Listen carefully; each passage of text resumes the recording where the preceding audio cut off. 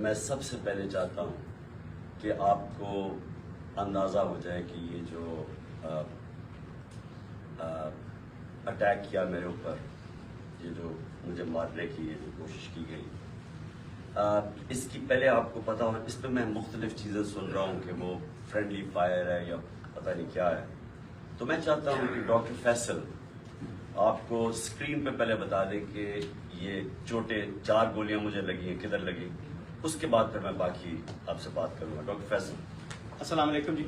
میں اگلے چند لمحات میں آپ کو ایکس رے اور ان کے جو کچھ امیجز ہیں ان کے ذریعے، سی ٹی اسکین کے امیجز کے ذریعے بتانے کی کوشش کروں گا کہ جو خان صاحب کو چوٹیں آئی ہیں ان کی کیا نوعیت ہے اور وہ ایکس رے اور اسکین میں کس طرح سے نظر آ رہی ہیں. آپ کو سب سے پہلے تو آپ کی توجہ اس طرح دلاتا ہوں جس کی یہاں لکھا ہے رائٹ تھائی. یہ ایکس ریز ہیں 2 اور یہ دونوں جو ہیں یہ دائیں ٹانگ کے ہیں. ٹانگ کا جو اوپر والا حصہ ہوتا ہے یہ سائڈ سے ہے جس کو لیٹرل ویو بولتے ہیں، اور یہ سامنے سے ہے. آپ دیکھ سکتے ہیں کہ یہاں 2 1 اور 2 اور یہ وہی 2 آپ کو 1 اور 2 سامنے سے نظر آ رہے ہیں ٹکڑے یا گولیاں جو ہیں. یہ اگر ہم پھر ٹانگ کے نچلے حصے پہ چلیں تو آپ کو 2 علاوہ اس کے ٹکڑے اور گولیاں نظر آ رہی ہیں، ایک یہ اور ایک یہ دوسری والی. اور آپ نوٹ کریں گے کہ یہ جو دوسرا ہے اس نے ٹبیا کو، یہ جو ہڈی ہے ٹانگ کی نچلی جو اس کو ٹبیا بولتے ہیں، اس کے اوپر اس نے یہاں سے ڈیمیج کیا. اور جب آپ سائیڈ ویو دیکھیں تو واضح طور پہ نظر آتا ہے کہ جہاں اس نے فریکچر کاز کیا ہے، یعنی ہڈی کا ٹکڑا اکھیڑا ہے اس سے. پھر یہ جو ہے یہ بائیں سائڈ ہے، لیفٹ تھائی کی ایکس ریز ہیں. یہاں بھی آپ نوٹ کریں گے کہ یہ چھوٹے چھوٹے کچھ ٹکڑے ہیں جو ایک، بلکہ جو پٹالا یہ جو چھوٹی ہڈی ہوتی ہے سامنے گھٹنے کے، اس کے بھی ساتھ ہے. یہ نسبتاً چھوٹے تھے اور انہوں نے شکر ہے بائیں سائڈ کے اوپر کوئی فریکچر کاز نہیں کیا. اچھا، اس کے علاوہ جو ہم آپ کو دکھانا چاہتے ہیں وہ یہ کہ یہ پھر سے دائیں ٹانگ نظر آ رہی ہے اور یہ جو بلٹ ہے یا جو اس کا فریگمنٹ ہے اس کے ساتھ یہ فریکچر ہوا واضح طور کے اوپر نظر آ رہا ہے، یہ دائیں سائڈ. اچھا، اسی طرح میں جو بہت اہم بات ہے آپ کو دکھانا چاہتا ہوں وہ یہ کہ اس اسکین کے اندر یہ جو آپ کو یہ دائیں ٹانگ ہے اور یہ جو لکیر نظر آ رہی ہے یہ یوں چلتی ہوئی، یہ والی یہ دائیں سائڈ کی مین جو آرٹری ہوتی ہے، شریان ہے وہ ہے. اور اس کے آپ دیکھ سکتے ہیں کہ ادھر اور اس کے بالکل قریب دوسری طرف جو بلٹ کے فریگمنٹس ہیں وہ نظر آ رہے ہیں. اس سے واضح ہوتا ہے کہ یہ جو ہماری مین آرٹری گزر رہی ہوتی ہے، شریان گزر رہی ہوتی ہے، اس کے کتنے قریب یہ ٹکڑے موجود ہیں. اس کا یہ جو بڑی شریان ہوتی ہے ٹانگ کی، ظاہر ہے اس نے پوری ٹانگ کو بلڈ سپلائی کرنی ہوتی ہے، اس کے ذریعے بہت سارا خون جاتا ہے اور خدا نہ خواستہ اگر اس شریان کو کوئی انجری ہو یا یہ کٹ جائے تو پھر بہت تیزی سے بلیڈنگ ہوتی ہے. اور آپ کو میں نے دکھایا بڑا واضح طور پہ صاف نظر آ رہا ہے کہ یہ اس شریان، اس آرٹری کے کتنا قریب یہ ٹکڑے موجود تھے. ان کو نکال دیا گیا سرجری کے ذریعے دائیں طرف سے، اور 4 فریگمنٹ یا ٹکڑے جو ہیں ادھر سے نکالے جا چکے ہیں اور وہ جسے کہتے ہیں ہمارے پاس موجود ہیں. اور بائیں طرف سے کوئی ہمیں ٹکڑا نکالنے کی ضرورت اس لیے نہیں پڑی کہ وہ کسی میجر اسٹرکچر کو ٹچ نہیں کر رہے تھے یا خطرہ نہیں ڈال رہے تھے، یا پوٹینشلی خطرہ نہیں ڈال رہے تھے. تو یہ جو 4 فریگمنٹ ہیں ان کی تصاویر بھی آپ کو دکھائی ہیں، اسکینز بھی، اور ان کی جو نوعیت ہے اور ان کا خطرے کی نوعیت ہے وہ بھی آپ کے سامنے میں نے رکھی ہے. بہت شکریہ. جی شکریہ. کون سا کیمرہ جس میں نے اس میں؟ جی اچھا جی، اس کے اوپر تو میں بعد میں آتا ہوں کہ یہ جو اٹیک کیا گیا اس کی میں تفصیل آپ کو بعد میں بتاتا ہوں، کیونکہ مجھے ایک دن جانے سے پہلے پتہ چل گیا تھا کہ یا انہوں نے وزیر آباد اور یا گجرات میں پلان کیا ہوا تھا مجھے مارنے کا، اور تو وہ اس کی میں تفصیل آپ کو بعد میں بتاؤں گا. اس سے پہلے میں صرف اپنی قوم کے سامنے ایونٹس رکھنا چاہتا ہوں جو پچھلے 6 مہینے میں ہوئے. یہ ضرور آپ کو سمجھنا ہے کہ اس قوم سے ہوا کیا ہے. مارچ 6 یا 7 کو مراسلات ہے. ڈونلڈ لوئے کے American under secretary of state حکم کرتا ہے پاکستان ایمبیسڈر کو، بلکہ اس کو دھمکی دیتا ہے کہ اگر عمران خان کو نہ ہٹایا تو پاکستان کو مشکلات کا سامنا کرنا پڑے گا، اور اگر ہٹا دیا تو سب کچھ ٹھیک ہو جائے گا. اور اگلے دن اور نو کانفیڈنس موشن عدم اعتماد کی تحریک جمع کروائی جاتی ہے اسمبلی میں، اور دیکھتے دیکھتے سارے ہمارے لوگ، ایک منڈی لگتی ہے سندھ ہاؤس میں اور لوگ بیٹھنا شروع ہو جاتے ہیں۔ یہ یاد رکھیں کہ گورنمنٹ کبھی ہارتی نہیں ہے نو کانفیڈنس۔ وہ کیوں نہیں ہارتی؟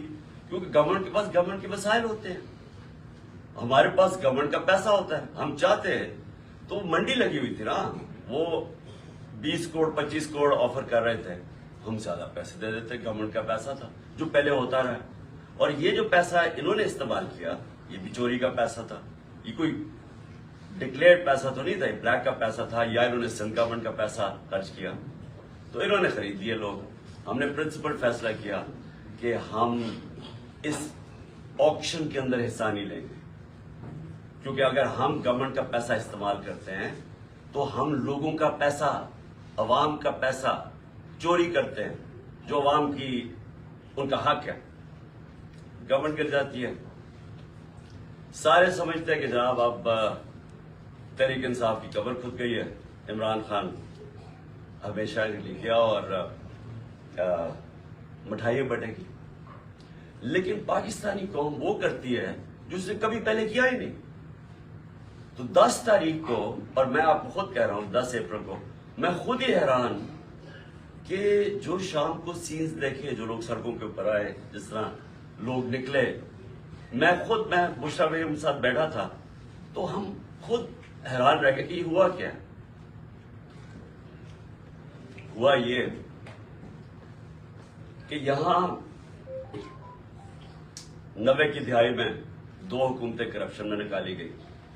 جب وہ کرپشن میں جاتی تھی اور اسٹیبلشمنٹ نکالتی تھی، لوگ مٹھائی بانٹتے تھے۔ پھر جنرل مشرف آ گیا، 2 دفعہ کرپشن میں ان گورنمنٹس کو نہ کہ وہ خود اس نے مارشل لا لگا دیا، لوگوں نے مٹھائیاں بانٹی، لوگ ان کی کرپشن سے تنگ تھے، ان 2 جماعتوں کی۔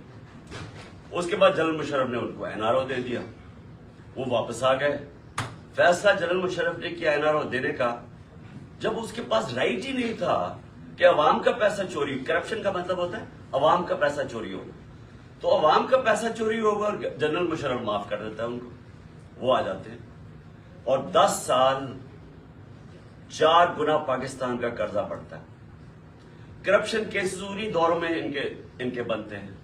یہ جو اب NRO لے رہے ہیں 2، یہ 95% کرپشن کیسز اس 10 سال کے بنے ہوئے تھے۔ 4 گنا پاکستان کا قرضہ بڑھ جاتا ہے۔ مجھے لوگ ووٹ دیتے ہیں اس لیے کہ لوگ ان سے تنگ تھے،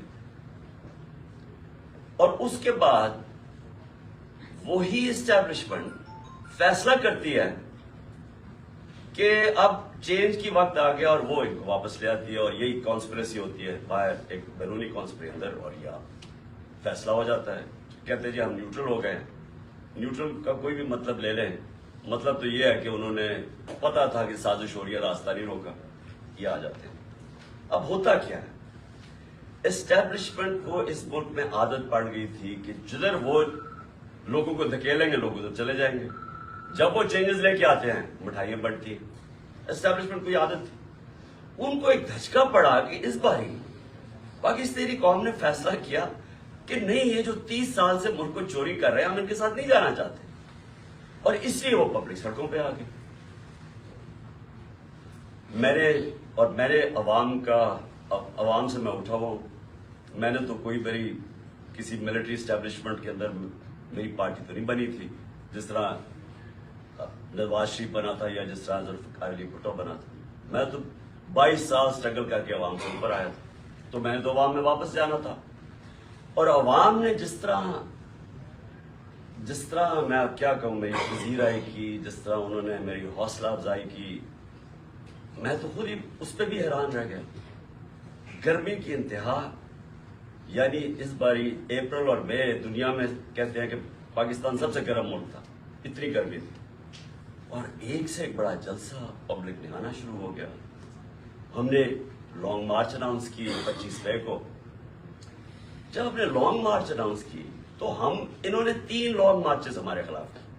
ہم نے سمجھا کہ آئین اور قانون ہمیں اجازت دیتا ہے، ہم نے ان کو کہیں روکا نہیں تھا، ہم نے ان کو اجازت دے دی، تو یہ بھی میں آنے دیں گے۔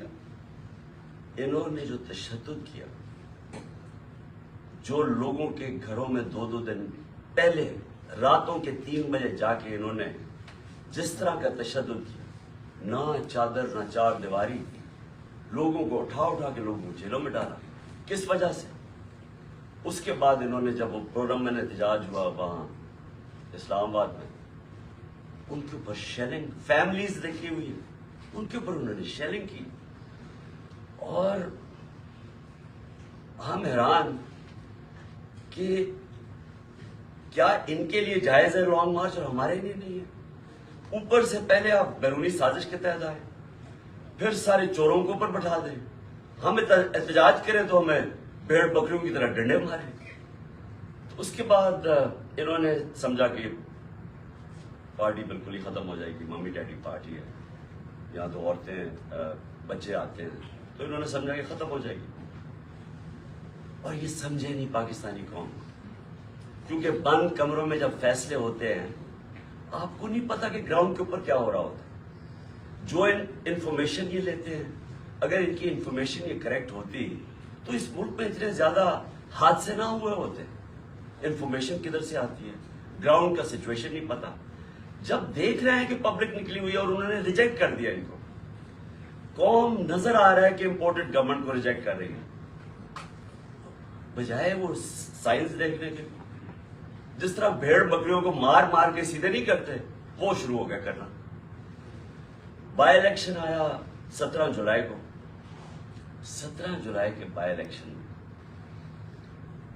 ساری گورنمنٹ کی مشینری استعمال ہوئی. الیکشن کمیشن نے ہر قسم کی دھاندلی کی ان کے لیے. ای وی ایم مشین اس نے اس لیے نہیں آنے دی کیونکہ ان دونوں پارٹیز نے جعلی ووٹس رجسٹر کروائی ہوئی ہیں ہر حلقے میں. نہیں تو کامن سینس ہے کہ ساری ٹیکنالوجی کا استعمال کریں. جو 2015 کے اندر جو جوڈیشل کمیشن بیٹھی تھی دھاندلی پہ، اس پہ ایک چیز واضح ہوگی کہ اگر آپ ای وی ایم مشینز لے آئیں تو 90% دھاندلی ختم ہو جاتی ہے. انہوں نے جان کے نہیں آنے دی. اس الیکشن کمیشن نے روکا.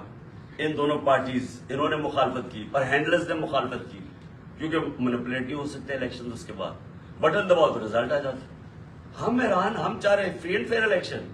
پہلی دفعہ گورنمنٹ نے کوشش کی اور انہوں نے اپوز کیا. اس کے باوجود پی ٹی آئی سویپ کر جاتی ہے، تحریک انصاف جیت جاتی ہے، سارے دنگ رہ جاتے ہیں. پھر بھی سائنس نہیں پڑھے کہ قوم کدھر کھڑی ہے. اس کے بعد مزید اور پریشر، دھمکیاں.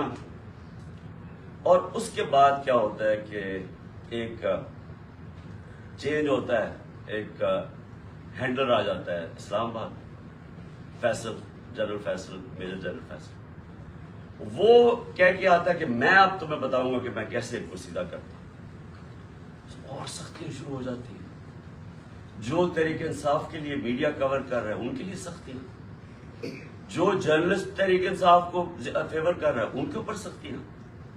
ہمارے ممبرز کو اپروچ کیا جا رہا ہوتا ہے کہ آپ ہمارے ایم پیز کو، یہ ذرا سنیں، ایم پیز کو ڈرایا دھمکایا جا رہا ہے کہ اس کو چھوڑو عمران خان.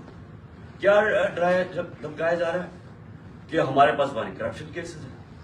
اگر وہ نہیں مل رہے تو ہمارے پاس ویڈیوز ہیں، آپ کی گندی ویڈیوز ہیں، وہ ہم بلیک میل کرنے کے لیے. یہ تماشا ہو رہا پاکستان میں کہ ہماری اپنی ایجنسیز اپنی ڈیموکریٹک پروسیس کو چلنے نہیں دے رہی اور یہ استعمال کر رہے ہیں. بجائے ریئلائز کریں کہ آپ نے غلطی کر دی ہے. لوگ چور نہیں ایکسپٹ کر رہے ہیں، اس کے باوجود ایک غلطی کو دہراتے جا رہے ہیں اور فورس کرتے جا رہے ہیں. لوگوں دھمکیاں آنی شروع ہو گئی. مجھے تب پتا چلا کہ میرے اوپر ایک انہوں نے پلان بنایا کیونکہ آپ اچھا پھر الیکشن کمیشن کو استعمال کیا جا رہا ہے کسی طرح عمران خان کو ڈسکوالیفائی کرو. فورن فنڈنگ کیس پتا چلا وہ فورن فنڈنگ ہی نہیں ہے، اس کو ہمیں لٹکایا کہ فورن فنڈنگ میں پارٹی جائے گی. پتا چلا وہ پروہیبٹیو فنڈنگ ہے، اس کے اندر پارٹی ڈسکوالیفائی نہیں ہو سکتی. ادھر سے چینج کر کے توشہ خانہ آ گئے. توشہ خانہ کا سارا ریکارڈ توشہ خانہ کے اندر پڑا ہے. جو چیز بھی ہے وہ اس کے اندر پڑی ہے. اس میں کوئی گنجائش ہی نہیں ہے چوری کی. اگر آپ ہے تو وہ ایک دم پکڑے جاتی ہے. توشہ خانہ کیس چلا گیا، اس پہ جی آپ توشہ خانہ میں ڈسکوالیفائی کر دیتا ہے. وہ وکیل جا کے اس سے پوچھ رہا ہے کہ کس بیسس پہ एक इलेक्शन कमीशन डिस्क्वालीफाई कर दिया। क्यों जी? वो वहां नवाज शरीफ का हुक्म आया हुआ है कि इमरान खान मुझे हमें इकट्ठा लेवल प्लेइंग फील्ड दो।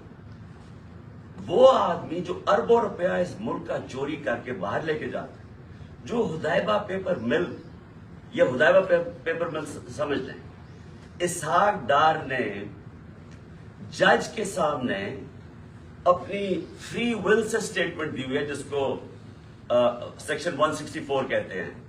164 बयान जो है वो जेल में नहीं दिया जाता, वो आप जज के सामने जाके कन्फेस करते हैं कि ये मैंने किया। तो ये 25 अप्रैल 2000 में इसहाक डार वह बयान देता है कि मैं शरीफ खानदान के लिए पैसे चोरी, इनके चोरी का पैसा मनी लॉन्डर करता हूं इंग्लैंड। वहां काजी फैमिली के बेनामी अकाउंट्स खोले जाते हैं, शरीफ फैमिली का वहां से, और फिर रेमिटेंसेस दिखा के पाकिस्तान आता है और शरीफ फैमिली के अंदर चला जाता है। यानी सीधी सीधी चोरी। हुदैबा पेपर में एनआरओ मिल जाता है,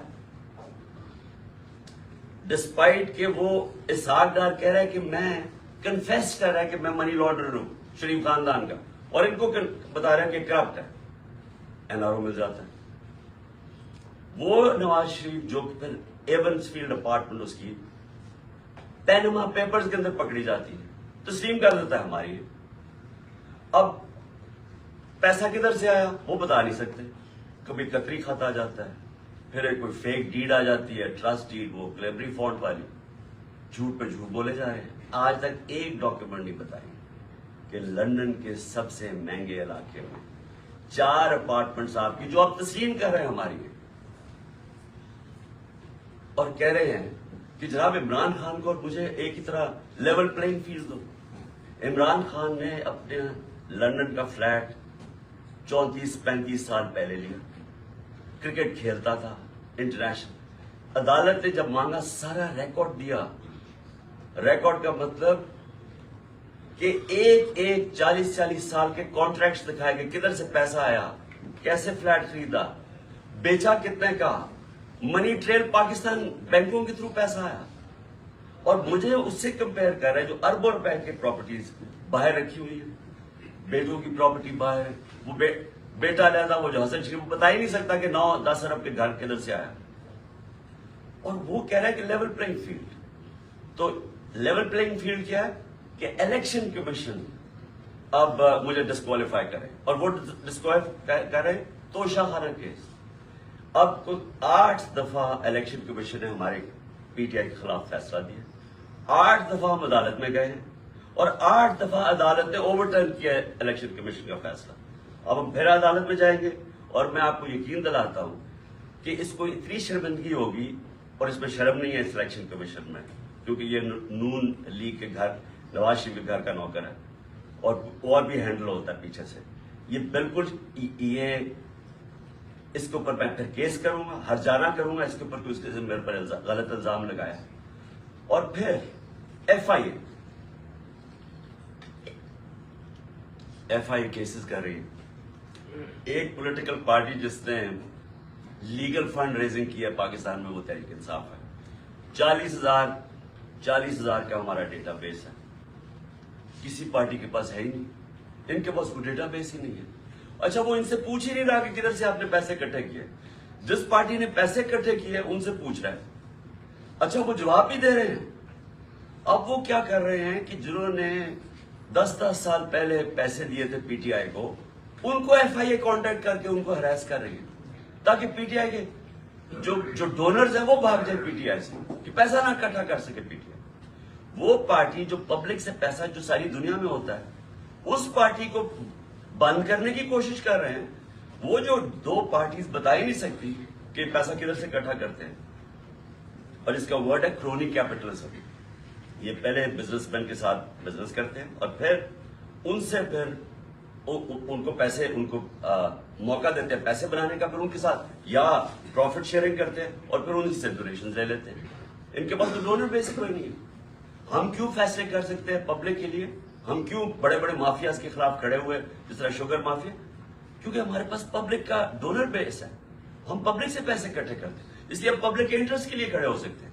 ये है छोटी सी एलीट इंटरेस्ट प्रोटेक्ट करने के लिए माफियाज के साथ है। تو ایف آئی اے ہمارا نقصان پہنچا رہی ہے ہمیں کہ ہمارے کیسز تاکہ ہمارے ڈونرز بھاگ جائیں. اس کے علاوہ انہوں نے صحافیوں سے کیا کیا؟ جب سے یہ آئے ہیں جنرل فیصل میجر جنرل، جو صحافیوں سے کیا ہے یہ پاکستان. مشرف کے مارشل لاء مجھے یاد ہے، مجھے اس نے جیل میں ڈالا، لیکن مشرف کا مارشل لاء لبرل تھا. اس کے مقابلے میں جو آج کل ہو رہا ہے، جو صحافیوں سے ہو رہا ہے، جو عمران ریاض اس کو پکڑ کے جیل میں ریاض امیر اس کو مار پڑوائی، ذلیل کروایا، سمیع ابراہیم سینئر ریسپیکٹڈ لوگ، اس کو غلام حسین چودھری تقریباً 80 سال کا، اس کو پکڑ کے جیل میں ڈال دیا. اور جو ارشد شریف سے کیا، یعنی یہ قوم کبھی معافی نہیں کرے گی ان لوگوں کو جنہوں نے ارشد شریف میری نظر میں پاکستان کا نمبر 1 انویسٹیگیٹو جرنلسٹ تھا اور نمبر 1 کریڈیبلٹی تھی. سب کو پتا تھا کہ یہ بکتا نہیں ہے، سب کو پتا تھا اس کا خوف کسی سے نہیں. اس سے جو کیا ہے ملک سے باہر مجھے پتا ہے اس کے پیچھے کون پڑا ہوا تھا. ارشد شریف کے گھر والوں کو پتا ہے کہ کون پڑا ہوا تھا اس کے پیچھے. صحافیوں کو پتا ہے کہ کون اس کے پیچھے پڑا ہوا تھا کہ کیوں اس کو ملک چھوڑ کے جانا پڑا، اور پھر کیوں دبئی سے آگے جانا پڑا اس کو. سب کو پتا ہے کہ کون پیچھے پڑا ہوا تھا اس کے. اور جو اس کی شہادت ہوئی، یہ اس ملک کی تاریخ کا میں سمجھتا ہوں افسوسناک موڑ ہے کہ جتنی صحافت اوپر چلی جاتی ہے معاشرے کو لفٹ کر دیتی ہے، معاشرے کے ویلیوز لفٹ کر دیتی ہے، معاشرے کو امر بالمعروف پہ لگا دیتی ہے. یہ صحافیوں کا کام ہوتا ہے موریلٹی معاشرے کی ریز کرے. اور جدھر کون آج کل فیورٹس بنے ہوئے، لفافے جو ضمیر بیچنے والے صحافی جن کی کریڈیبلٹی کوئی نہیں ہے. آپ صرف یہ دیکھ لیں کہ کن لوگوں کی آج ویورشپ اوپر ہے اور کن کی نیچے ہے. آپ کو پتا چل جائے گا عوام کدھر کھڑی. عوام بیوقوف نہیں ہے. یہ جو عوام آپ کو بار بار میسیجز بتا رہی ہے کہ وہ ایک ابراہیم لنکن کی سینگ ہے کہ you can't fool all the people all the time. تھوڑا وقت سب کو پاگل بنا سکتے، سارا وقت کبھی کوئی انسان نہیں، معاشرہ پاگل نہیں بن سکتا.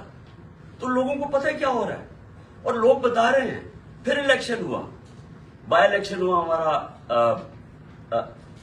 9 سیٹوں میں میں کھڑا ہوا صرف ایک پوائنٹ بتانے کے لیے کہ عوام کدھر کھڑی. 9 سیٹوں میں سے 8 جیتا. یہ ورلڈ ریکارڈ ہے، دنیا میں کبھی ایک پارلیمنٹرین 12 سیٹیں نہیں ایک اسمبلی میں جیتا. پھر عوام بتا رہی ہے وہ کدھر کھڑے، لیکن نہیں، عوام کی نہیں سننی.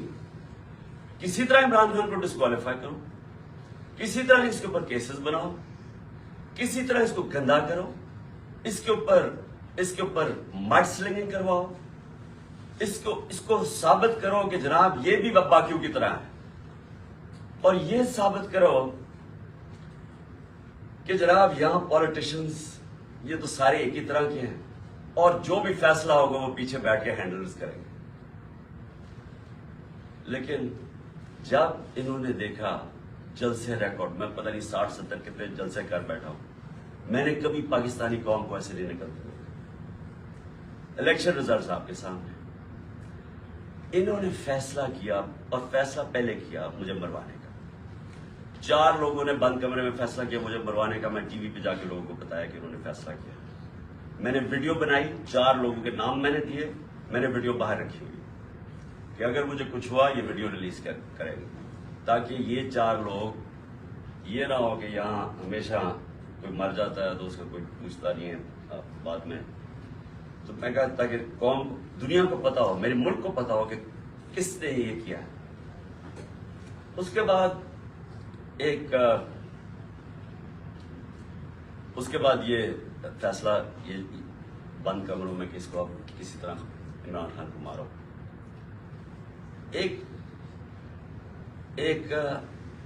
اچھا، اور مجھے خبریں کدھر سے آتی ہیں اب میں یہ بھی آپ کو بتا دوں کہ مجھے کیسے پتا چلتا ہے. ایک تو میں گورنمنٹ میں 3.5 سال رہا، میری ریلیشن شپس ہیں اداروں کے اندر، لوگوں کو میں جانتا ہوں.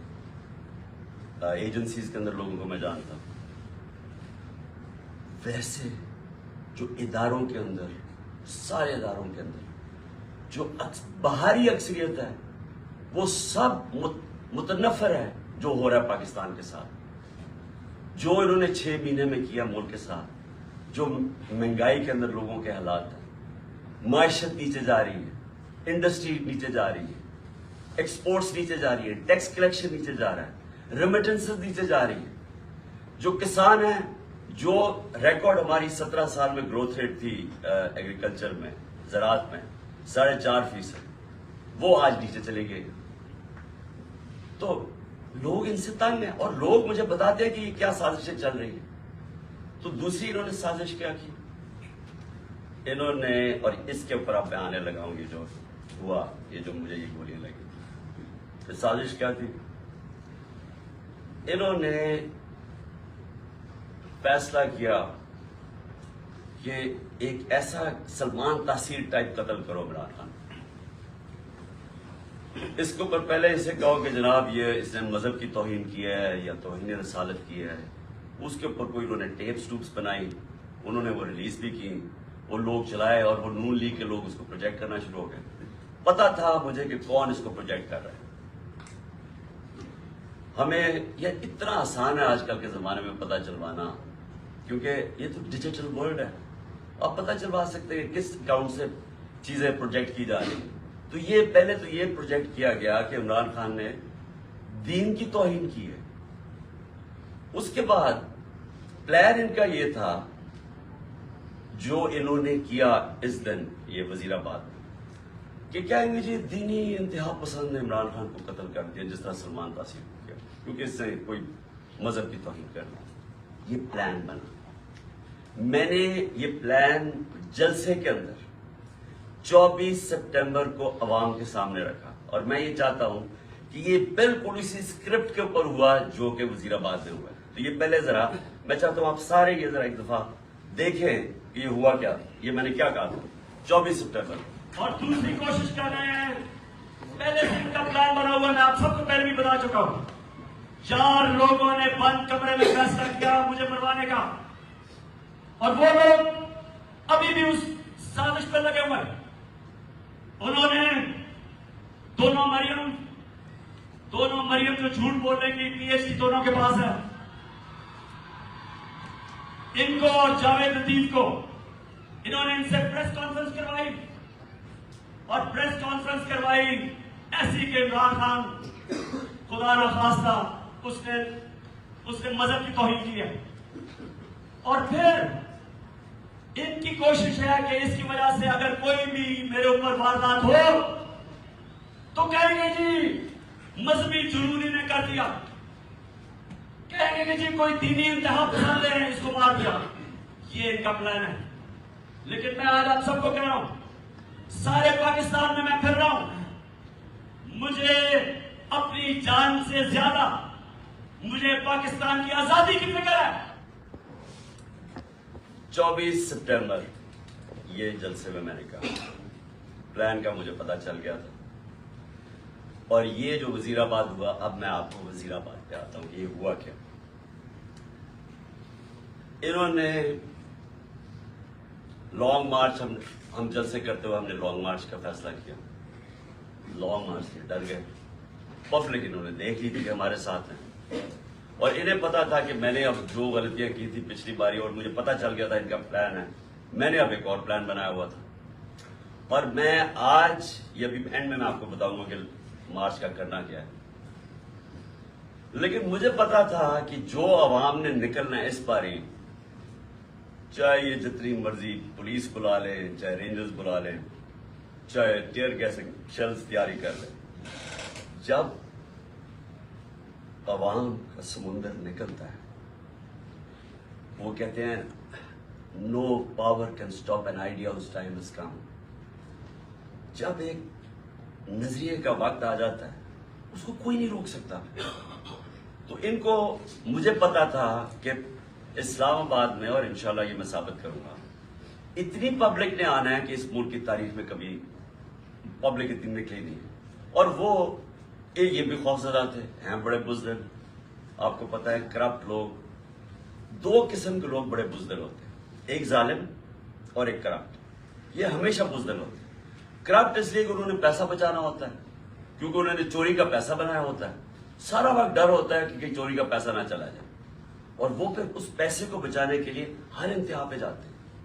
اور دوسرے جو ظالم لوگ ہوتے ہیں, ظالم ہمیشہ بزدل ہوتا ہے کیونکہ وہ ڈرپوک ہوتا ہے, وہ ظلم کرتا ہے لوگوں کو. اب 3 لوگوں نے یہ پلان بنایا, اور مجھے کیا, یہ وہ 3 لوگ نہیں ہیں جو 4 لوگوں کے میں نے نام پہلے بتائے تھے جنہوں نے پہلے فیصلہ کیا تھا, جن کے اوپر میں نے ٹیپ بنائی. یہ 3 اور ہیں. مجھے کیسے پتا چلا؟ مجھے پھر اندر سے لوگوں نے بتایا.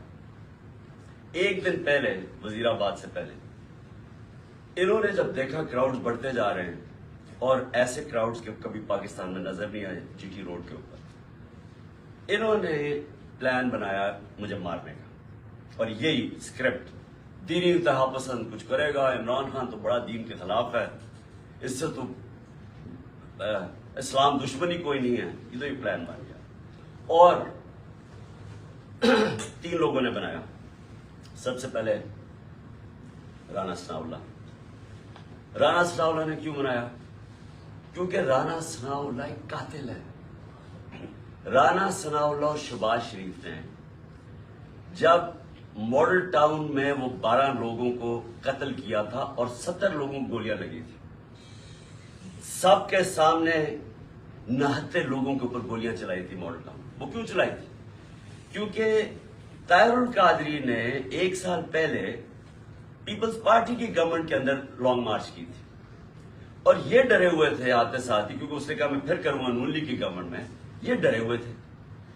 انہوں نے وہ جو ظلم کیا وہاں ماڈل ٹاؤن میں, یہ دونوں شہباز شریف اور رانا ثناءاللہ, اور یہ کیا کہنا چاہتے تھے؟ یہ پیغام دینا چاہتے تھے, خوف طاری کرنا چاہتے تھے کہ کہیں وہ اسلام آباد نہ آ جائے اور وہ پبلک نہ نکلا ہے. تو انہوں نے وہاں لوگوں کو قتل کیا. یہ رانا ثناءاللہ, اس نے یاد رکھے لانگ مارچ سے بچنے کے لیے لوگ قتل کروائے تھے ماڈل ٹاؤن کے. اسی رانا ثناءاللہ کے اوپر عابد شیر علی, ان کے منسٹر کے باپ نے, کا 18 قتل کیے اس نے. قبضہ گروپ اور ہر قسم کی, یہ 2 نمبر کام کرتا ہے فیصلہ آباد میں, سب فیصلہ آباد جانتا ہے اس میں. تو ان کے اس کے لیے کوئی جان, انسانی جان کی اہمیت نہیں ہے. ان کے لیے صرف اپنے مقصد اور پیسہ اور چوری. دوسری طرف شہباز شریف, شہباز شریف کے اوپر ہیومن رائٹس واچ کی رپورٹ ہے یا ایمنسٹی انٹرنیشنل کی رپورٹ ہے. 1990 یعنی 1997 میں جب چیف منسٹر تھا اور 99 تک جب چیف منسٹر رہا, اس نے کوئی 900 قتل کروائے تھے پولیس مقابلے میں. عابد باکسر نے ٹی وی کے اوپر آ کے اسٹیٹمنٹ دی تھی کہ یہ کیسے لوگوں کو مرواتا تھا پولیس مقابلے میں. یہی شہباز شریف جب اس کا ایف آئی اے میں 16 ارب کا جو کیس تھا اور 8 ارب کا اس میں نیب میں, تو جو 16 ارب کے کیس تھے, جو نوکروں کے ملازموں کے نام میں رمضان شوگر مل کے انہوں نے پیسہ لیا اور پھر اپنے خاندان میں بانٹا. انہوں نے 5 ملازموں کو, وہ مرے ہارٹ اٹیک سے. 2 آتے ساتھ ہی 2 مہینے میں 5 گواہ مرے. اور جو چھٹا ڈاکٹر رضوان تھا جو انویسٹیگیٹ کر رہا تھا ان کی ایف آئی اے کی, جس نے انویسٹیگیٹ کیا تھا یہ ان کا جو فیک اکاؤنٹس اور یہ جو نوکروں کے نام پیسہ لیا تھا, وہ بھی ہارٹ اٹیک سے مرتا ہے.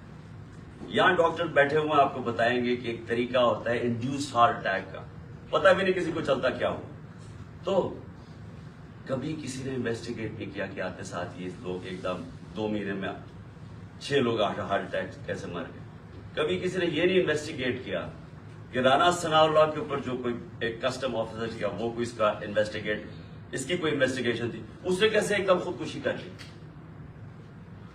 اس کے بعد یہ 2 انہوں نے اس پلان کے اندر یہ شامل ہوئے, اور ساتھ مل گیا ان کے جنرل میجر جنرل فیصل. کیوں فیصل اس لیے مل گیا, ایک تو ڈرٹی ہیری کہ اوپر وعدہ کر کے آیا تھا کہ فکر نہ کرو میں ان کو ٹھیک کرتا ہوں, آپ میرے پہ چھوڑ دیں, میں ان کو اس پارٹی کو ٹھکانے لگاتا ہوں. اور اس جو میں نے شروع میں بتایا کہ دھمکیاں یہ وہ جو اس نے ظلم کرنا ہے, سوشل میڈیا کے لوگوں کو, بچوں کو اٹھا لیں کہ تم نے یہ کیوں کیا, مار کے پھیٹا پوٹا لگا کے ان کو گھر لے آئے, گھر بھیج دیں. خوف پھیلایا ہوا کہ فکر نہ کرو, جس طرح ہم کوئی دشمن ہیں, ہم کوئی بیرونی لوگ ہیں جو کہ ملک کے غدار ہیں, اس طرح ٹریٹ کیا. تحریک انصاف جو مدد کرے یہ جناب فیصل صاحب ہم اس پہ کریں گے. اور اس نے کیا کیا, پہلے شہباز گل, اس کو اس نے اٹھایا, ٹارچر کیا, اس کو ننگا کیا, تصویریں کھینچی, تشدد کیا, اور اس کا جو ابھی تک وہ ریکور نہیں کیا جو اسے کیا. اس کے بعد ایک سلمان فاروقی جرنلسٹ, اس کو پکڑ کے وہی ننگا کر, جمیل فاروقی, اس سے وہ ہوا. پھر اعظم سواتی سے جو ہوا, اور اعظم سواتی کا ریئیکشن جو آیا, اور جو اعظم نے کھل کے اس کا نام لیا, اس سے پہلے تو کوئی نام ہی ڈرتے ہوئے جنرل فیصل کا نہیں لیتا تھا. اعظم سواتی اس جگہ پہ پہنچ گیا کہ اس نے کہا کہ اس سے بہتر ہے کہ میں مار جاؤں. تو انہوں نے مجھے ذلیل کیا, بچوں اپنی پوتی اور پوتوں کے سامنے مارا, 75 سال کے آدمی. پھر اس کو حوالے کیا انہوں نے یہ ایف آئی اے نے حوالے کیا اس کے جنرل فیصل کے لوگوں کو. اس نے پھر اس کے اوپر ننگا کر کے اس کو ذلیل کیا اور مارا. اعظم سواتی نے کھل کے سامنے آ کے عدالت میں جا کے چیف جسٹس کو کہہ رہا ہے, سینٹ میں, انٹرنیشنلی ساری دنیا کے اندر پاکستان بدنام ہوا, پاکستان کی فوج بدنام ہوئی. کیا آیا کہ جی ایک سینیٹر کو تشدد کیا گیا اس لیے کہ اس نے فوج کی تنقید کر, جمہوریت کا مذاق اڑا ساری دنیا میں. اب وہ ایشو بیٹھ نہیں رہا اعظم سواتی کا, وہ آگے لے کے جا رہا ہے. اعظم سواتی کھڑا ہو گیا, عدالت میں جا رہا ہے, اور ساتھ ہمارا اب یہ مارچ نکل رہا ہے. تو فیصل ان کے ساتھ مل گیا, ان تین نے فیصلہ کیا مجھے قتل کرنے کا. اور پھر ہوا کیا, اب میں آپ کو ڈیٹیلز دیتا ہوں. اس دن ہوا کیا, اس دن میں جب کنٹینر پہ تھا تو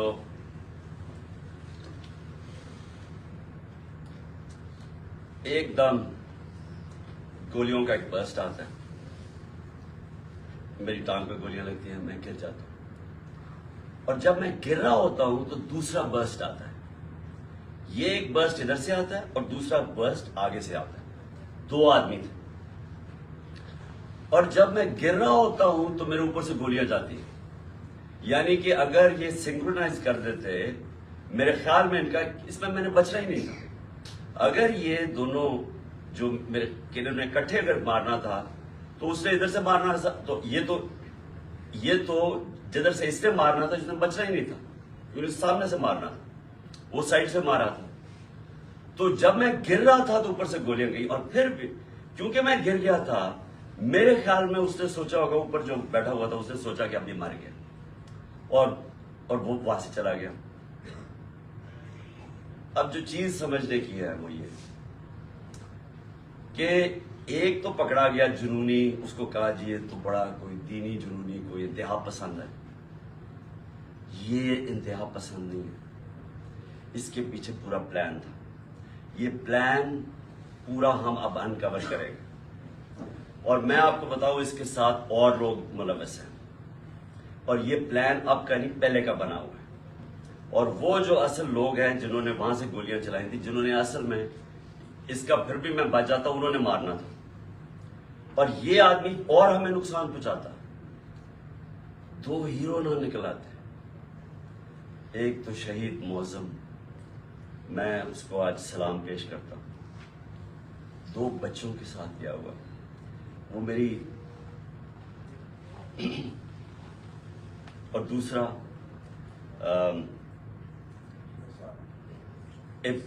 ابتسام, جس طرح اس نے پکڑا, اور جس طرح اس کی اگر دلیری نہ ہوتی تو اس نے بس مارنے تھے تو اور تباہی کر سکتا تھا. 11 لوگوں کو گولیاں لگی اور ایک ہمارا موزم شہید ہوا. اب ہم نے FIR رجسٹر کرنے کی کوشش کی ہے. سب ڈرتے ہیں کیونکہ کئی ادارے یہ قانون سے اوپر ہے.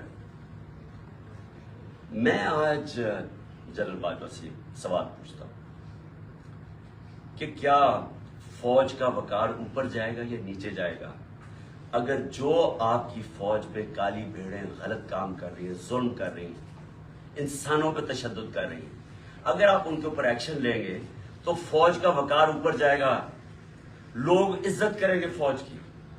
لیکن اگر یہ ہے کہ فوج میں ایسے لوگ بیٹھے ہیں جو ہمیں بھیڑ بکریوں کی طرح سمجھ رہے ہیں, مار داڑ کر کے, ڈرا دھمکا کے, اگر سمجھ رہے ہیں کہ اس طرح فوج کا وقار اوپر چلا جائے تو نفرتیں بڑھ رہی ہیں.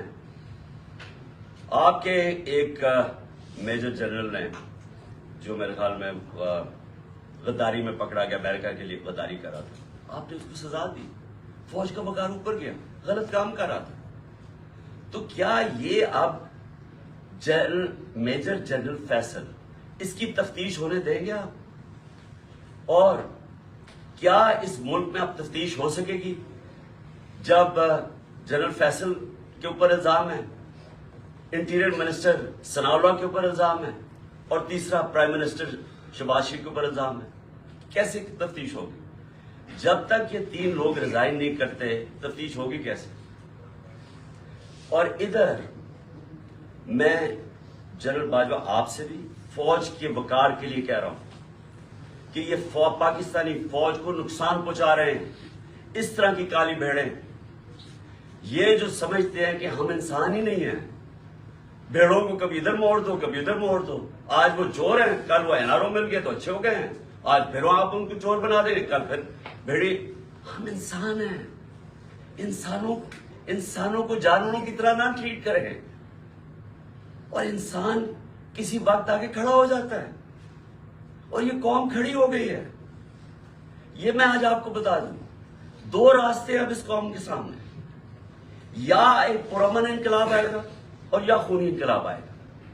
تو اور تیسرا راستہ نہیں ہے, کیونکہ میں نے 6 مہینے میں اس قوم کو جاگتے دیکھا ہے. قوم کھڑی ہو گئی ہے. یہ جو شعور کا جن ہے یہ بوتل سے نکلا ہے, یہ اندر نہیں جانے لگا. اب فیصلہ صرف یہ کر لیں کہ ہم پرامن طریقے سے اس ملک کے اندر چینج لے کے آئیں گے, جو کہ بیلٹ باکس کے ذریعے آئے گا صاف اور شفاف الیکشن کے لیے, یا وہ جو ایران میں ہوا تھا ہوگا, تباہی ہوگی, جو سری لنکا میں لوگ سڑکوں پہ آ جائیں گے, کیوس ہوگا. یہ جماعت جس کو ان 3 لوگوں نے مجھے قتل کرنے کی کوشش کی اور اللہ نے بچایا. جس طرح ابھی ڈاکٹر فیصل نے کہا کہ یہ جو گولی میری یہ ادھر اوپر کی ٹانگ پہ لگی, وہ ایک گولی میری جو وہ اصل آرٹری ہے اس کے نیچے سے نکل گئی اور ایک اس کے پاس آ کے رک گئی. اگر وہ رپچر ہو جاتی تو 20 منٹ میں انسان مرتا ہے, 20 منٹ میں سارا خون نکل جاتا ہے. اگر تو سیدھا ہاسپٹل نہ ہو 20 منٹ میں مر گیا آدمی. تو اللہ نے اگر مجھے یہ بچایا ہے, جو مجھے آج زندہ رکھا ہے, یہ صرف اللہ کا کرم ہے. انہوں نے تو پوری کوشش, کوئی کسر نہیں چھوڑی تھی. انہوں نے تو ایک ادھر سے اور ادھر سے سامنے والے نے مارنا تھا. اور پھر سوال میں پوچھتا ہوں, سب سے بڑی پاکستان کی پولیٹیکل پارٹی, اس کے سربراہ جو واحد فیڈرل پارٹی رہ گئی ہے پاکستان میں, یہ 2 فیملی پارٹیز سکڑ کے چھوٹی چھوٹی پارٹیز رہ گئی ہیں. میں چیلنج کر کے جاؤں گا سندھ میں, اور انشاءاللہ یہ زرداری مافیا کو سندھ میں ہرا کے دکھاؤں گا آپ کو. سندھ کے لوگ اس سے تنگ ہیں, ان کو سب سے زیادہ غلام ادھر بنایا ہوا, ان کو وہ سب سے زیادہ آزادی طلب کر رہے ہیں. اور یہ شریف خاندان, میں چیلنج کرتا ہوں, یہ کدھر کسی سیٹ پہ میرے سے مقابلہ کرے. نواز شریف آئے, کہتے نا اسے آئے, اتنی کوششیں کر رہی ہیں, NRO سب کو دے دیا ہے, سارے چوروں کو منی لانڈر ساروں کی عید ہو گئی ہے. وہ کہتی ہے مریم لیول پلینگ فیلڈ, चैलेंज करता हूं किसी सीट में पंजाब में मेरे से मुकाबला कर रहे हैं, क्योंकि पब्लिक चेंज हो गई है। यहां एक जागी हुई कौम है, इनको भेड़ों की तरह ना ट्रीट करें। और चीफ जस्टिस साहब, मैं आपसे मुखातिब हूं, देखें, ये मुल्क तरक्की नहीं कर सकता जब तक रूल ऑफ लॉ नहीं होगा। मैं सारी दुनिया फिरा हूं, 70 साल मेरी उम्र है, मैंने मगरबी दुनिया अंदर से देखी हुई है। मैं जब 18 साल का इंग्लैंड गया तो मैंने पहली दफा रूल ऑफ लॉ देखा। मुझे तो पता ही नहीं था, क्योंकि हम तो मिलिट्री डिक्टेटरशिप में बड़े हुए थे यहाँ 60s में। तो पहली दफा मैंने एक फ्लाई रियासत देखी, वो क्या होती है, और रूल ऑफ लॉ देखा कि कानून सबके लिए एक बराबर, कोई ताकतवर वहां कानून के ऊपर नहीं था, कोई वहां कब्जा ग्रुप नहीं थे, उनकी अदालतें उनको उन कमजोर की हिफाजत करती है। वहां अगर आपके पास पैसे नहीं है, लीगल एड देती हैं कि एक आम आदमी जाके अदालत में केस लड़ सके।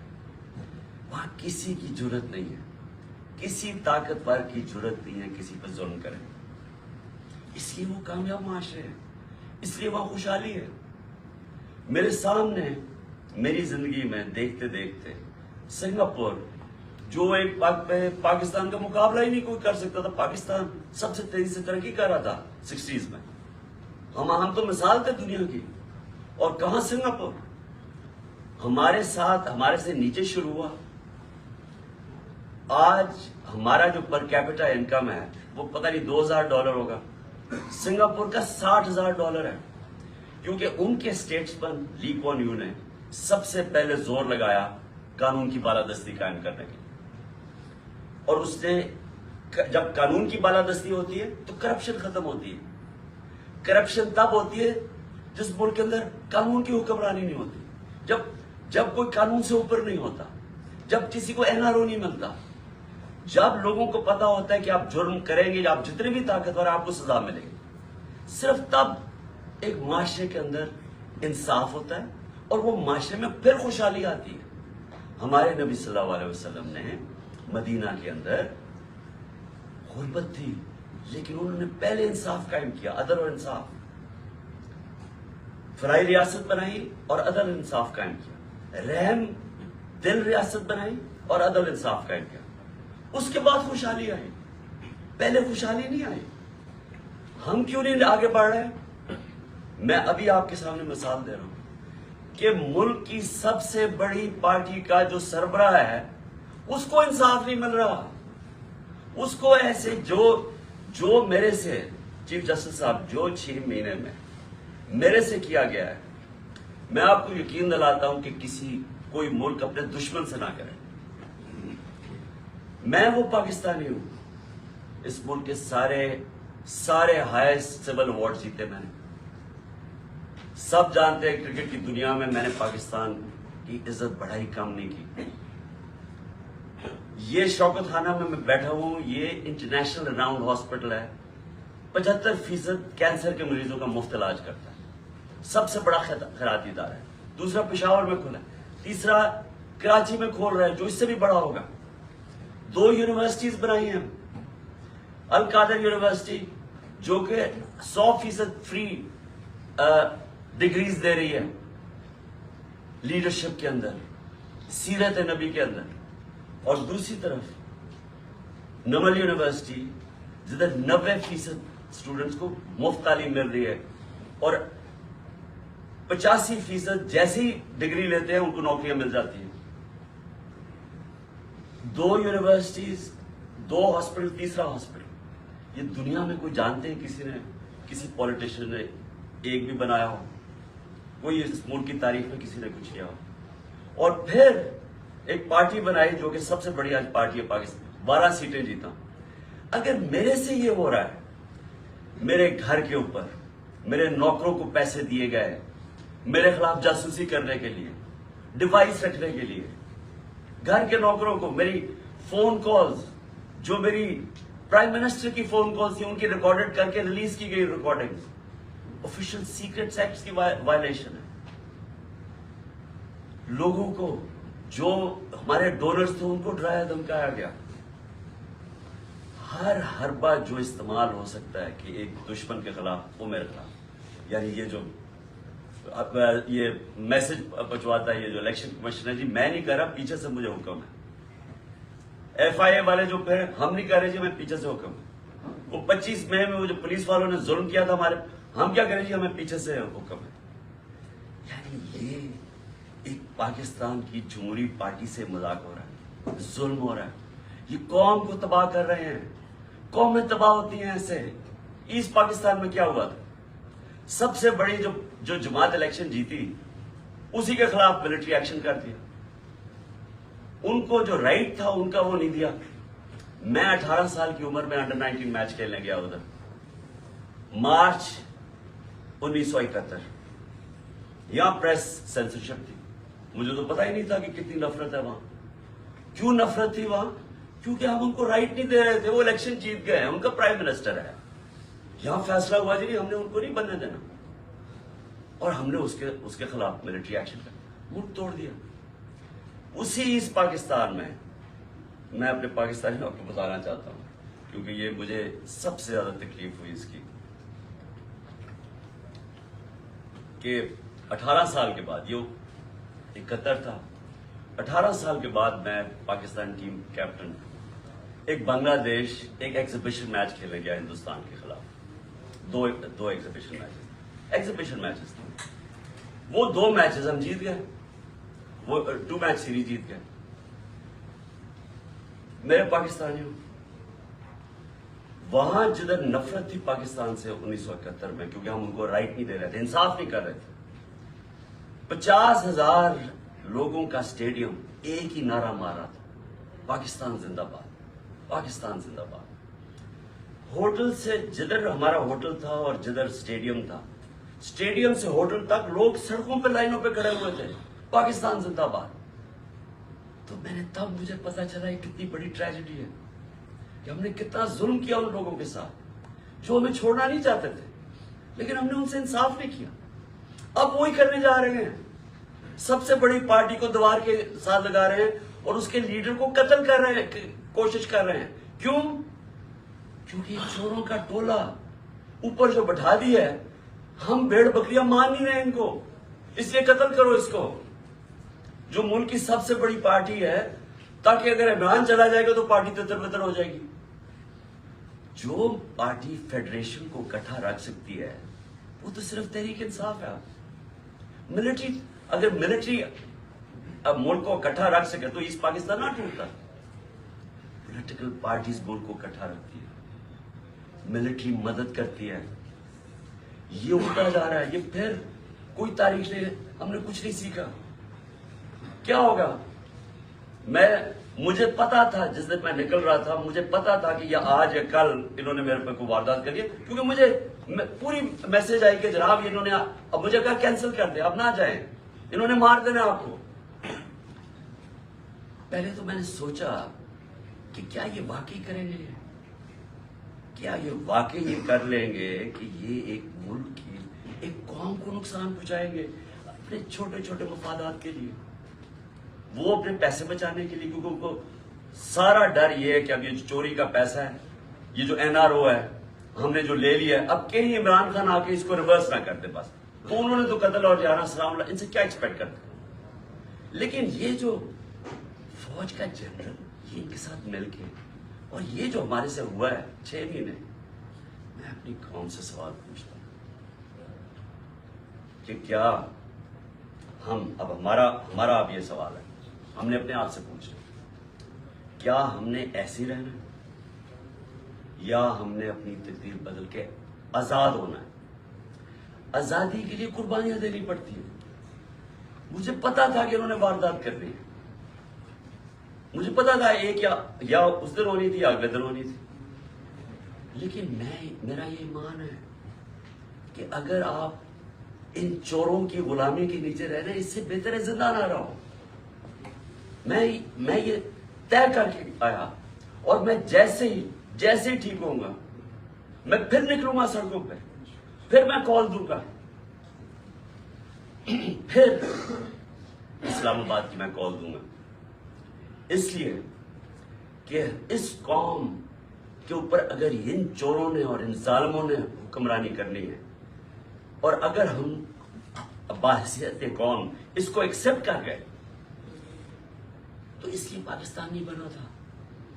یہ بڑی خواب تھی، اس لیے لاکھوں لوگ مرے نہیں تھے، شہادتیں نہیں ہوئی تھی.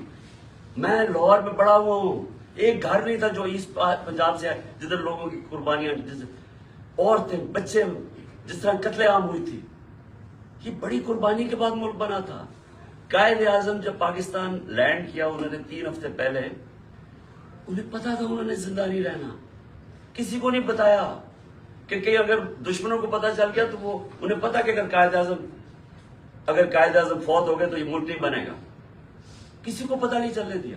اور 3 ہفتے پہلے لینڈ کرتے ہیں کراچی، تو ایڈمرل جو ان کا اسسٹنٹ تھا اسے کہتے ہیں میں نہیں سمجھتا تھا کہ میری زندگی میں پاکستان بنے گا. اس لیے نہیں بنا پاکستان کہ چوروں کی ہم غلامی کریں، یہ ظالموں کی جو لوگوں پہ تشدد کرتے ہیں. آپ کو پتا ہے اعظم سواتی کو جب اس کے اوپر تشدد کر رہے تھے، اسے کیا کہہ رہے تھے کہ یہ عمران خان کو بتاؤ کہ اس کو ہم اس طرح ننگا کر کے ماریں گے. یہ ہمارے لوگ ہیں، یہ اس ملک کی سیکیورٹی کے لیے ہیں، اور یہ اس کو کہہ رہے ہیں اس کو کہ عمران خان کو پیغام دو کہ اس کو اس طرح ہم ننگا کر کے ماریں گے. پنڈی کا وہ مسٹر وائے جو ملتان کا ہے، مسٹر وائے بیٹھا ہوئے، وہ ہمارے ایم پیز کو بلا کے کہہ رہے ہیں کہ دیکھو یہ پی ٹی آئی کی کوئی فیوچر نہیں ہے، اور عمران خان کو تو ہم نے وہ کرنا ہے جو اعظم سواتی سے کیا. یعنی یہ ہمارے لوگ ہیں. جنرل باجوہ جاگیں، یہ ملک تباہی کی طرف جا رہا ہے. یہ اگر آپ نے ان کے اوپر کالی بھیڑوں پہ ایکشن نہ لیا، یہ نفرتیں بڑھتی جائیں گی، یہ قوم ٹوٹنے کی طرف جائے گی. عمران خان کو جب اللہ نے لے کے جانا ہے، میں تو تیار ہوں اس کے لیے.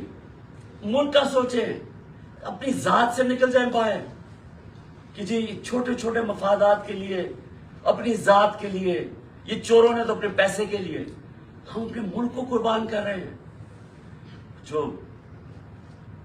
جو لوگ سڑکوں پہ ہیں، ان کی شکلیں دیکھیں، ان کی آنکھیں دیکھیں، آپ کو نظر آئے گا کہ یہ تلاش میں ہے کہ وہ پاکستان جدھر یہ آزادی سے رہے، جدھر کوئی کسی کو اجازت نہ ہو کہ کمزور کے اوپر کوئی ظلم کرے. تھانے کچہری کے اندر بیچارہ غریب آدمی ٹھوکریں کھاتا پھرتا ہے، اس کو انصاف نہیں ملتا، اس کی زمینوں پہ قبضے ہو جاتے ہیں. اور یہ بڑے بڑے ڈاکو ہر باری آ کے اپنی ساری چوری معاف کروا لیتے ہیں. 1100 ارب روپے کی یہ چوری معاف کروا رہے ہیں اپنے.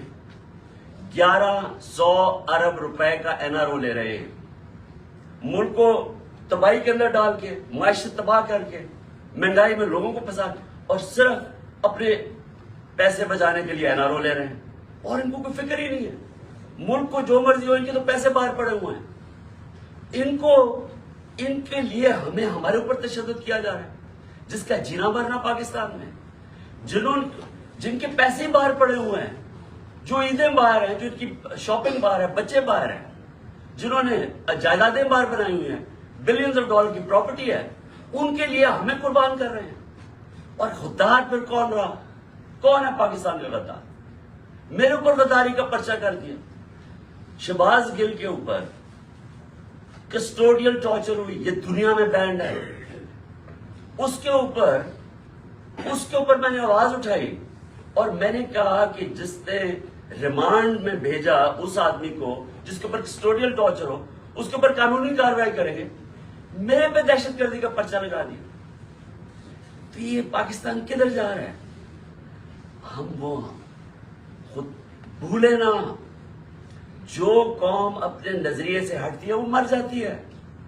ہمارا تو نظریہ تھا، ہمارا نظریہ ہے اسلامی فلاحی ریاست جو مدینہ کی ریاست کے اوپر بیس کرنی تھی. علامہ اقبال کی شاعری تو پڑھنے ساری، وہ سارا وقت جگاتا رہا. علامہ اقبال غلام مسلمانوں کو جگانے کی کوشش کر رہا تھا کہ غلاموں کی کوئی زندگی نہیں ہے، پرواز صرف شاہین آزاد کی ہے. اور آزادی تب آتی ہے جب انصاف ملتا ہے. انصاف جب تک نہیں ملتا وہ قوم آزاد نہیں ہوتی. یا انصاف ہی نہیں ہے چیف جسٹس صاحب؟ یہاں میں آپ کو گارنٹی کرتا ہوں کہ جب تک یہ ریزائن نہیں ہوں گے تفتیش ہی نہیں ہو سکتی. تینوں تو وہ ملوث ہیں جن کے نیچے تفتیش ہے. تو چیف جسٹس صاحب اس ملک کو بچائے. آپ کی بڑی ذمہ داری ہے. اللہ جتنا بڑا ہمیں مقام دیتا ہے اتنی بڑی ہمیں ذمہ داری ڈالتا ہے. آخرت میں ہماری ججمنٹ ہوگی کہ ہم جو اللہ نے ہمیں نعمتیں بخشی ہیں ان کو ہم نے کیسے استعمال کیا ہے. اپنی ذمہ داری انسانیت کے لیے پوری کی یا نہیں کی. اللہ آپ سے پوچھے گا کہ یہ جو اعظم سواتی جو اسے ہوا ہے کہ کوئی سو موٹو ایکشن نہیں لینا تھا. کیا یہ جو شہباز گل سے ہوا ہے کوئی آپ کی ذمہ داری نہیں ہے؟ کوئی رول آف لا نہیں ہے اس ملک میں؟ وہ تو آپ نے امپلیمنٹ کرنا ہے. اگر طاقتور کے لیے ایک قانون ہے, کمزور کے لیے دوسرا ہے, ملک کی تو فیوچر ہی کوئی نہیں ہے. کیونکہ میرے نبی صلی اللہ علیہ وسلم نے 1500 سال پہلے تقریباً انہوں نے کہہ دیا تھا کہ وہ قومیں جو کمزوروں کو, چوروں کو جیلوں میں ڈالتی ہیں اور طاقتور ڈاکوؤں کو پکڑتی نہیں ہیں وہ تباہ ہو جاتی ہے. آج ساری جو ڈیولپنگ ورلڈ ہے وہ کیوں غریب ہے؟ کیونکہ وہاں طاقتور قانون کے اوپر ہے. اور اگر سنگاپور اوپر گیا تھا تو ان کے اسٹیٹسمین نے طاقتور کو قانون کے نیچے لے, اس کی سٹوری پڑھ لیں کہ کیسے اس نے سنگاپور کو اٹھایا. پہلے انصاف لے کے آیا, انصاف سے کرپشن ختم ہوئی اور اس کے بعد خوشحالی آ گئی. شیر شاہ سوری سب سے بڑا مانا جاتا ہے کہ یہ جو بادشاہ تھے ہندوستان کے سب سے بڑا. کیا کیا شیر شاہ سوری؟ کدھر سے شروع ہوا؟ جو اس کو جاگیر ملی بہار میں, اس نے کیا کیا؟ اس نے رول آف لا قائم کر دی. اس نے سارے بڑے بڑے ڈاکوؤں کو ختم کر دیا. اس نے وہاں انصاف کر دیا. سارے تاج ارد گرد کی جاگیروں سے چھوڑ کے تو شیر شاہ سوری کی جاگیر میں آ گئے. وہاں خوشحالی آ گئی کیونکہ وہاں انصاف تھا. ادھر سے وہ کھڑا ہوا اور ادھر سے اس نے جب ہندوستان کی سنبھالی جب حکومت, تو ادھر اس نے انصاف قائم کیا. اس لیے آج اس نے لوگوں کے جب انصاف آئے خوشحالی آ گئی. یہاں ہم لینگتے رہیں گے. امریکنوں کے کبھی ادھر ہاتھ جوڑ رہے ہیں کہ جی ہم ادھر سے پیسہ مل جائے, کبھی وہ چینیوں کے پاس جا رہے ہیں پیسہ مل جائے, اور ہاں کبھی ہم مانگنا تو نہیں چاہتے لیکن ہم مجبور ہیں, ہم بڑے مجبور ہیں. تو 30 سال تو آپ دونوں تو فیملیز حکومت کرتی رہی ہیں, تو کس نے مجبور کیا اتنا؟ کون ہی اس ملک کو؟ یا جب سے یہ دو خاندان آئے ہیں ہندوستان بھی آگے نکل گیا, بنگلہ دیش ہمارے سے آگے نکل گیا. جب بنگلہ دیش بنا تھا تو لوگوں نے یہاں کہا جی بوجھ ہے ہمارے اوپر بنگلہ دیش میں, غربت بہت زیادہ ہے. وہ آگے نکل گیا ہمارے سے. جب سے یہ دو خاندان آئے ہیں تو کہتا جی ہم مجبور ہیں, ہم تو مانگنے نہیں آئے لیکن ہم مجبور ہیں. آخر میں اپنے سارے پاکستانیوں کو جو پیغام دینا وہ یہ کہ دیکھیں, آپ نے سب نے, میں نے فیصلہ کیا پھر سے کہ جیسے میں یہاں سے ٹھیک ہوں گا میں سیدھا سڑک پہ, اور میں نے اسلام آباد کی کال دے دی. آپ سب سے میں صرف یہ کہتا ہوں کہ اپنے بچوں, اپنے مستقبل کے لیے آپ نے کبھی کمپرومائز نہیں کرنا اپنی آزادی کے لیے. غلام قوم دنیا میں اس کی عزت نہیں ہوتی. ہر ایک پاس کو پوچھے ہمارے پاکستانیوں سے کیا ہوتا ہے, دنیا عزت نہیں کرتی اور وہ قوم اوپر ہی نہیں جا سکتی. اگر ہم نے یہ غلامی کر کے اوپر جانا تھا تو ہم کب 40 سال سے تو میں جانتا ہوں غلامی کر رہے ہیں. وہ کوئی امریکن آتا اس کے پیر میں گر جاتے, کوئی گورا رنگ دیکھتے ہیں اس کے جوتے پالش کرنے شروع کرتے. وہ جب سازش ہو رہی تھی تو مجھے یاد ہے کہ امریکن وہ عورت کوئی امریکن ایمبسی سے مریم نواز کو ملنے گئی, وہ گھر سے باہر گئی اس کو ریسیو کرنے. اسے ایسے ملے جیسے کوئی برطانیہ کی پتہ نہیں کوئی ملکہ آ گئی. اس کے سامنے صرف لیٹ ہی نہیں گئی کہ میرے اوپر سے چل کے جا کے اس کے جوتے نہ گندے ہو جائیں. یہ اپنے آپ کو ہم ذلیل کرتے ہیں ساری جگہ دنیا کے اندر, کیونکہ ہم بیکاریوں کی طرح کرتے ہیں, قومی غیرت کھو بیٹھے. اور کیوں نہیں ہم آگے بڑھ سکتے؟ کیونکہ انصاف نہیں ہے. انصاف نہیں ہے, خوشحالی نہیں ہے, انصاف نہیں ہے, آزادی نہیں ہے. تو میرے پاکستانیوں, آپ نے سب نے جب تک یہ 3 لوگ ریزائن نہیں کرتے آپ نے پروٹیسٹ کرنا ہے. آپ نے سڑکوں پر پروٹیسٹ کرنا آپ کو آپ کا آئین رائٹ دیتا ہے. ظلم اور ناانصافی کے خلاف کھڑا ہونا آپ کا دین آپ کو حکم کرتا ہے. جہاد کرنا ہے. جہاد کیا ہے؟ ظلم کے سامنے کھڑے ہونا, ناانصافی کا مقابلہ کرنا, اپنی آزادی کے لیے کھڑے ہونا. یہ آپ کا فرض ہے. اور اللہ نے کیوں کیا ہوا ہے؟ کیونکہ اللہ کو پتہ ہے کہ غلام کی کوئی پرواز نہیں ہے. تو انصاف آپ کو آزاد کرتا ہے, اور آزاد کی پرواز ہے. تو اس لیے آپ نے سب نے نکلنا, آپ نے پوری طرح اس پروٹیسٹ کے اندر حصہ لینا ہے, اور ان تینوں کی ریزگنیشن چارج مانگنی ہے. کیونکہ جب تک یہ تین ریزائن نہیں کرتے, یہ جو کیس ہے یہ آگے نہیں بڑھے گا, اس کی تفتیش نہیں ہوگی. کوئی کنٹرول کرتے ہیں سب کچھ ہے, ایف آئی اے, ساری ایجنسیز ان کے کنٹرول کے نیچے. تو کیسے انصاف ملے گا؟ جنرل باجوہ کو بھی کہنا, میں آپ کو آج کہہ رہا ہوں کہ یہ جو میجر جنرل فیصل کر رہا ہے, یہ اس ملک کو تباہی کی طرف لے کے جا رہا ہے. فوج اس ملک کی ضرورت ہے. ہم جو میری طرح کے لوگ آزاد سوچ ہی نہیں سکتے زندگی آزادی کے علاوہ, وہ چاہتے ہیں کہ ہماری فوج مضبوط ہو, کیونکہ مضبوط فوج ہی ہمیں آزاد رکھے گی. یہ کمزور کر رہا ہے فوج کو. ان حربوں سے ہماری فوج کمزور ہو رہی ہے. ہم جب تنقید کرتے ہیں تعمیری ہے, یہ اپنی فوج کو کمزور کرنے کے لیے نہیں ہم کر رہے ہیں. ہم آپ کو آج کہہ رہے ہیں, ساری قوم آپ کو کہہ رہی ہے کہ یہ چوروں کے ساتھ ہم نے نہیں چلنا. قوم آپ کو بار بار کہہ رہی ہے. نہ یہ کریں کہ ہمیں ڈنڈے مار مار کے یہ فیصل کہ جی نہیں آپ نے بھیڑ بکریوں کی طرح ان کے ساتھ چلنا ہے. نہیں چلنا انہوں نے, اور انتشار کی طرف جا رہا ہے قوم. سو مہربانی کریں, اس کو ریزائن کروائیں, اس کے اوپر پوری تفتیش کریں کہ اس نے کس قسم کا ظلم کیا. اعظم سواتی کے اوپر جو ہوا ہے, جو شہباز گل کے اوپر ہوا ہے, جو جمیل فاروقی کے اوپر ہوا ہے, ننگا کر کے, کون سی قوم اجازت دیتی؟ کبھی سنا ہے امریکہ کے اندر, امریکہ کے اندر, یورپ میں کسی آزاد قوم میں سنا ہے کہ اس طرح آزادی رائے کے اوپر کسی کو ننگا کر کے مارے اور پھر دھمکیاں دیں آگے سے کہ یہ بتا دو کہ عمران خان سے بھی یہی ہوگا؟ یعنی یہ ہماری ایجنسیز ہیں, ان کا یہ کام ہے کہ ملک کو ہی کمزور کرو. تو پروٹیسٹ ہوگا جب تک یہ تین ریزائن نہیں کریں گے. جیسے میں ٹھیک ہوں گا, میں سڑک پہ پھر آ رہا ہوں, اور میں اسلام آباد کال دوں گا, آپ تیار رہیں. انشاءاللہ اللہ نے مجھے بڑا بچایا ہے, مجھے ایک نئی زندگی دی ہے, اور میرے میں عزم دے دیا ہے کہ میں اپنی قوم کی آزادی کے لیے پوری طرح لڑوں. پاکستان زندہ باد.